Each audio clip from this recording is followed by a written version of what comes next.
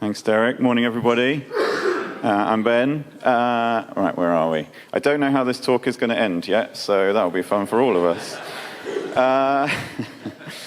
While I'm just getting set, if I say to you, have you seen the image, the meme of how to draw an owl? Does anybody know what I'm talking about?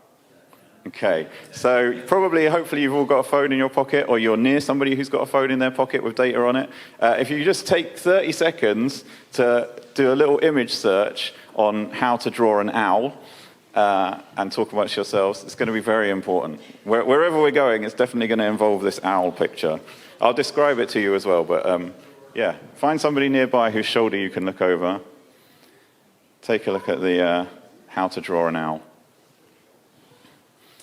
There's probably 100 variants of it. Apologies in advance if you get ones with strong language. Okay, so you may have seen it now. If you've not found it on somebody's phone or you've not seen it yourself before, basically it's an instruction guide on how to draw an owl. And obviously, as you'd hope, at the end of this instruction guide, there is a beautiful, fully fledged pencil line drawing of a glorious owl.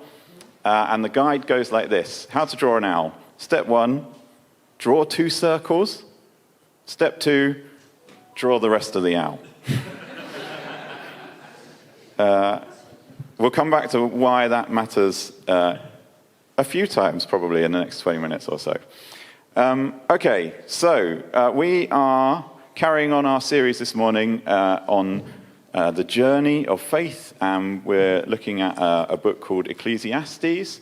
And yeah, this is the talk bit. So this is where we get together and I come up the front and we have a little 3-point message on how to sort our lives out and what everything is about and how to fix everything, right? And then it's just a nice, simple 1, 2, 3. We know what's going on, we understand what we're here for, and we know how to behave. So that's what we're doing. That's the talk bit, right? Here we go. Ecclesiastes.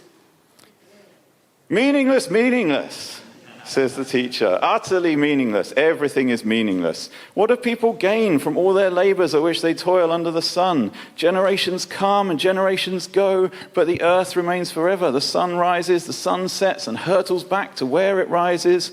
The wind blows to the north and the south, round and round it goes, ever returning on its course. All streams flow into the sea, but the sea is never full. To the places the streams come from, there they return again. All things are wearisome, more than one can say. The eye never has enough of seeing, nor the ear its fill of hearing. What has been will be again, what has been done will be done again. There is nothing new under the sun. Is there anything of which one can say, look, this is something new?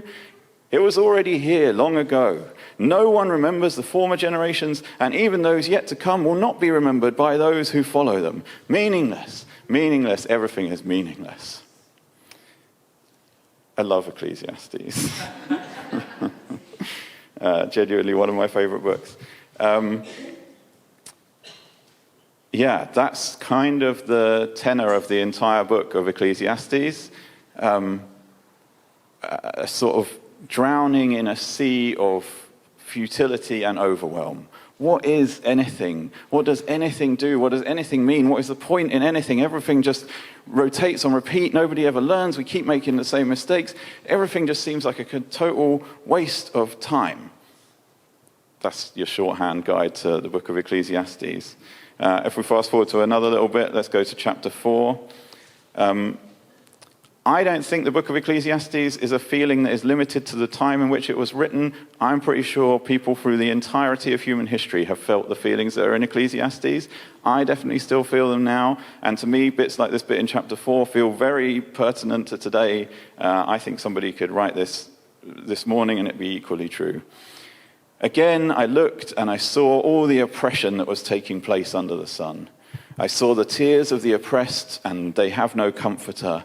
Power was on the side of their oppressors, and they have no comforter. And I declared that the dead who had already died are happier than the living who are still alive.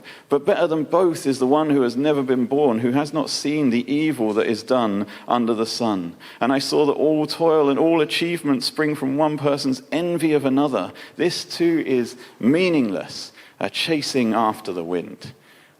I think you could look at the world around us today and very easily come to write the exact same thing. I see all the oppression happening everywhere, and power is on the side of the oppressors, and the reason that anybody scrambles to get above anybody else is totally meaningless and baseless. And what are we all doing? That's Ecclesiastes. Anyway, we're not doing chapter 1 or chapter 4. We're doing the very end of the book of Ecclesiastes, at the end of chapter 12. So it carries on like that for 12 whole chapters of what even is anything. But you'll be pleased to know that here's the bit that we're getting to. Of making many books there is no end, and much study wearies the body. You could keep on writing these chapters forever and ever, and it's just exhausting, isn't it? Isn't it just exhausting to say how you feel? Now all has been heard. Here is the conclusion of the matter. Fear God and keep his commandments, for this is the duty of all mankind. There you go. Draw the rest of the owl. It's so easy, right? What a relief. 12 whole chapters of angst and agony over the state of the world and what does it all mean. And one sentence right at the end, draw the rest of the owl. Fear God, keep his commandments. Sorted. I haven't done a PowerPoint deck or anything like that for this morning because I feel like everything about this format and doing that sort of thing, everything in us wants to have that neat 1-2, how to draw an owl, tidy up the answer, here's the conclusion of the matter. And I just don't think that it helps. And I'm not even sure that that is quite what is happening in the end of Ecclesiastes here.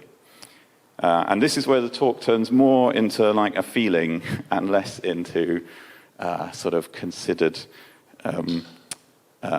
rational reasoning with you. Because to me, the end of that bit of Ecclesiastes feels a lot like a feeling that I feel a lot in my journey of faith. And I hope that I'm not the only one, because otherwise, well, sometimes it's all right to do a talk that's just for you. But hopefully, me and the person in Ecclesiastes, and maybe some of you know this feeling. And what I think is happening there at that end of chapter 12, fear God and keep God's commandments. Right? So you've got 12 chapters of angst and frustration and futility and overwhelm, and then one line of fear God and keep his commandments. What I think is happening there, what it feels like to me that is a feeling that I experience in my journey of faith, is more like me trying to get out of bed in the morning. And Carolyn will be able to tell you about this. She hates it. But the number of times, so she's normally up about 4 hours before me anyway. The number of times in a morning where I shout at myself is quite unnerving, right? And you're sort of lying there and you sort of come around and it's groggy and the world doesn't make any sense and you're trying to like, everything's overwhelming and it's too much to take in and you don't want to get up and do anything. But you know that that's what you do want to do really. And so I literally have to verbalize out loud to myself. I'm like, come on, Ben. Come on, Ben, get up. You can do this. It's not that hard. Come on, time to go. Get ready. Let's get on with the day. Yeah, poor old Carolyn, who's been awake for 4 hours, doesn't enjoy this experience. But it's so common. And it's that thing of like, you know where you want to get to. You know where your head wants to be, but you're just struggling to feel it right now. And so you have to kind of give yourself, it's not quite a pep talk, it's kind of like a little reminder, a little jolt to try and get yourself back where you already want to be. Do you know what I mean? Come on, Ben. And that's what this bit at the end of Ecclesiastes reads like to me. It's not entirely clear whether this last line is written in the same voice as the whole rest of the chapter, but I don't think that really matters. Whether it's two people having a dialogue or just one person talking to themselves, I think it's still got that feel of, this world is really overwhelming and I don't understand and it's all quite a lot to make sense of. But I do sort of know that there is a God there who I want to be following, and I've sort of already resolved that in my mind. And come on, Ben, like, fear God and keep his command. We know where we're supposed to be here. Yes, there is a lot of overwhelm and things to lament, but come on, like, I know where I want my eyes to be facing. I'm just struggling to get them there right now. You know this feeling? That's a relief. Thanks, Tim.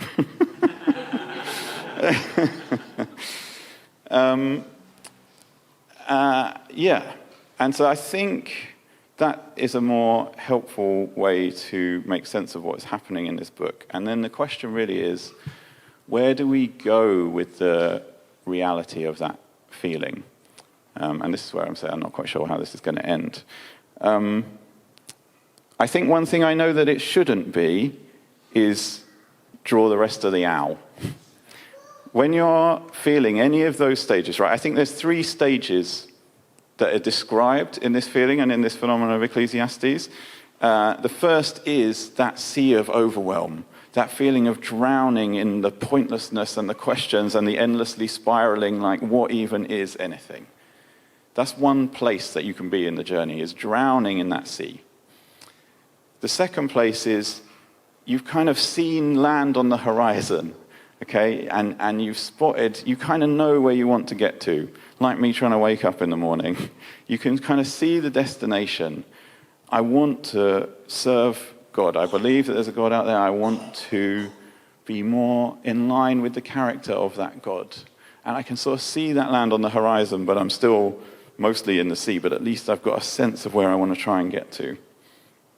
And then the third part, let's not forget this, keep God's commandments is not a straightforward instruction, right? So even if you make it out of the sea of overwhelm and into the sort of general vicinity of where you want to be, sort of in step with God, this idea of keep God's commandments, I mean, it's not like that's a settled matter, is it? Like, it's not like the whole of Christian history is full of people just absolutely agreeing about what that means and what that looks like. Keeping God's commandments is something that needs continual attention every day, that we need to keep working out what that looks like. What does it actually mean to be in awe of God and to be in step with God's character? That needs continual assessment. And so all 3 of those stages that you can go around, and even if you feel like you've been walking around for ages, and yes, I am in step with God, and I am in awe of God, and I am keeping God's commandments, it doesn't prevent you from necessarily falling back into the sea of overwhelm. It can happen at any time. And so all 3 of those places that you can be, one thing I know that doesn't help with those, just from experience, is somebody telling you to draw the rest of the owl, right? If you're feeling overwhelmed and struggling to make sense of anything, somebody just standing on top of a mountain going, just come up here, just be here, is not helpful.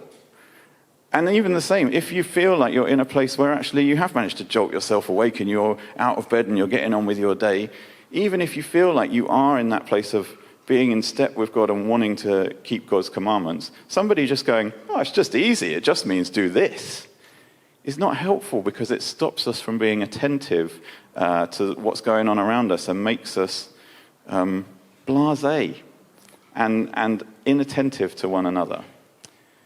And I think that's kind of where I want to finish. As somebody who feels this feeling and goes around those 3 different places quite often, what would I like from the church around me? What do I hope that the church is like in those things? One of the moments I regret most in my life, and I've done it twice, so that's good. Clearly, I like learning. We were. The first was some friends of mine. We were leaving work down on Park Row, if anybody knows it, and going for a drink in the White Bear at the top of St. Michael's Hill. Anybody know St. Michael's Hill in the middle of town? It's basically vertical, and. I was quite young and excited to make these friends, and I wanted to impress them, and we were all on our bikes. So I went full pelt, racing up to the top of St. Michael's Hill, and I got there like good 3 minutes before all the rest of them. And all it meant that happened was I sat in the White Bear while they were all having a nice civilized drink, just absolutely hating myself and gasping for breath, and my legs were burning, and I felt nauseous, and I just couldn't speak for 2 hours because I'd absolutely tried to sprint to the top of this hill. And then I did it again a couple of years later. We were at a conference in San Francisco, and again, the hills in San Francisco, basically vertical, same thing, and we wanted to get to the top of the hill. I was bored of walking up this hill, so me and my friend Gaz decided we'd have a foot race up to the top of it, and we absolutely sprinted up to the top of this hill, left everybody trailing in our wake, and then just were there just, absolutely dying, gasping, burning, nauseous, all of it, terrible, dreadful. I hated both of those feelings. And it was because of my impatience to try and get to the top of the hill that stopped me from... I could have just had a nice civilized walk with my mate Gaz. I could have had a nice, enjoyable bike ride with my friends together in a little peloton up St. Michael's Hill. But I was so desperate to shortcut to the end that I ended up missing out on those things and doing myself harm, right? And I think that is a danger that can happen with God stuff and with owl drawing. And when we want to try and race to the fixed, finished answer, then we stop being attentive travelers together. Does that make sense? Okay. No, because I just made it up. When we try and race to the fixed, finished answer, we risk harm because we stop being attentive travelers together. And I think the call of the church is to be travelers together, paying attention to the last, the least, the ones who are struggling, the ones who are lagging a few steps behind us on the hill, not to try and be the ones who get right to the top first and then stand there shouting to all the people drowning in the sea of overwhelm, just come up here, just draw the rest of the owl. Because that's never happened in Christian history, right? Nobody has raced to the finish line, got it all figured out, and spent their whole life just correctly obeying God's commandments, because that's not how it's meant to work. It's supposed to be a journey together that continually we reorient ourselves to what we're heading towards. And we do that by paying attention to each other as well. Like literally just picture it.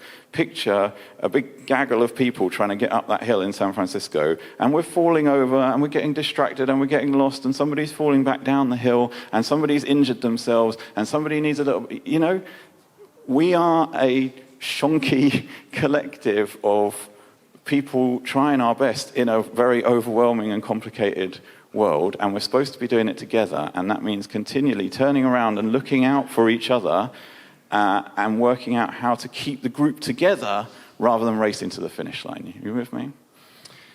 And now the irony is that I'm getting to the end of a talk, and now everyone's expecting like the nice little wrap-up point. And that feels kind of directly at odds with all this stuff that I'm saying. And I think the only way I can think of to describe this is a little bit cumbersome, but it's whatever comes to my mind. Have you ever listened to a radio phone-in? They're quite old school. There's a horrible thing that sometimes happens on a radio phone-in where the host has got like 30 seconds to get through a call, and they get one of those callers who just keeps going up at the end, and like they're waiting for the moment to step in and like cut across their sentence and finish the call, but the person just keeps on finding like a new thing to say, and it's like it keeps on opening out the conversation, and you think, well, surely they're going to stop in a minute and run out of content for this thing, but actually no, they just keep on finding new ways to keep it rolling, and then in the end they have to like just play the news jingle and like cut across them. And we want those sentences to go down. We want the person to be like, hello, I'm here, this is the point I've got to make, and that's the end, over to the next person. Right? We want our sentences to go down and to resolve and to have that neat closure, and we want the talk to, Ben, finish. Please don't keep going up at the end of your talk, Ben, please. We need to get home for our lunch. Right? We want the sentences to go down and close and resolve. But actually, I think to keep each other, being attentive to each other, to keep reorienting one another towards God, to keep working out what it means to keep God's commandments, to keep on fishing each other out of the sea of overwhelm, we need to be able to keep those conversations going up, to keep listening to each other anew, to keep finding out, basically, to be able to get from somewhere to somewhere else together, you need to know where you are.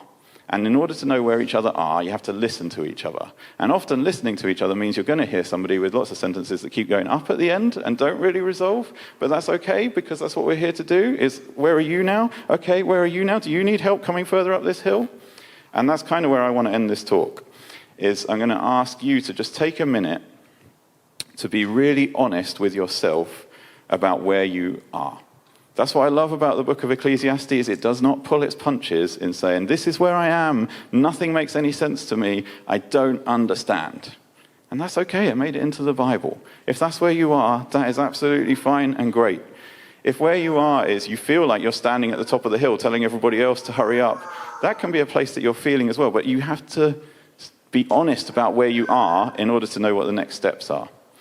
So rather than me having a nice sentence that ends on a down note, I'm going to open it up to you to keep the conversations going up at the end, and you're going to take a minute to think about where you really are, and then if you feel confident to do it or you want help with it, maybe you can find somebody else at the end of the service or next to each other now, and you can have one of those conversations where you go, I'm struggling a little bit, I'm actually lost back here, what about you, where are you? And then they find a way that they can go up with their sentence as well, and it's a continual recirculation of the conversation as we encourage each other up the hill, not racing ahead, but paying attention to the people that we need to listen to. Does that make sense? I was really going to try and end on a sentence that went up, not down. That's the end of my bit. Over to you.